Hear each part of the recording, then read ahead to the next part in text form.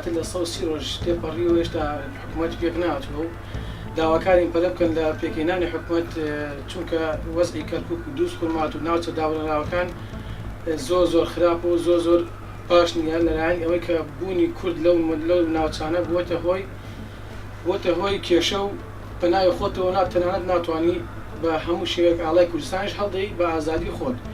دووەم شت داواکارین لە هەموو لایەنە سیاسەکان دەستی یەک بگرن بەبێ منبلانەی حزبی بکەونە سەر مێزی گفتوگۆ و بە زووترین کات ئەم کێشەیەمان بۆ چارەسەر بکەن.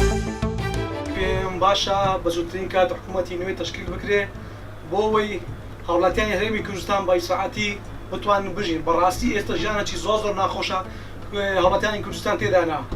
داوا لەلایەن هەردوو حزبی سەرەکی پارتی و چێتی دەکەم بەڕاستی هەرچەندی زووە دانیشن لەگەڵ لایەنەکانی تر بۆی بگەنە مەبەستێک و ئاواتێک بتوانن حکوومەتی نوێ تەشکیل بکەن.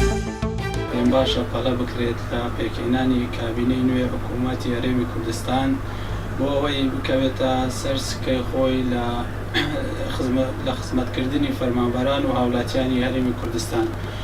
پێم باشە حکوومەتی هەرێمی کوردستان یەکەم کاری نەهێشتنی پاشەکەوتی موچە بێ و ڕەخساندنی هەڵی کار بێ بۆ دەرچوانی زانکۆ.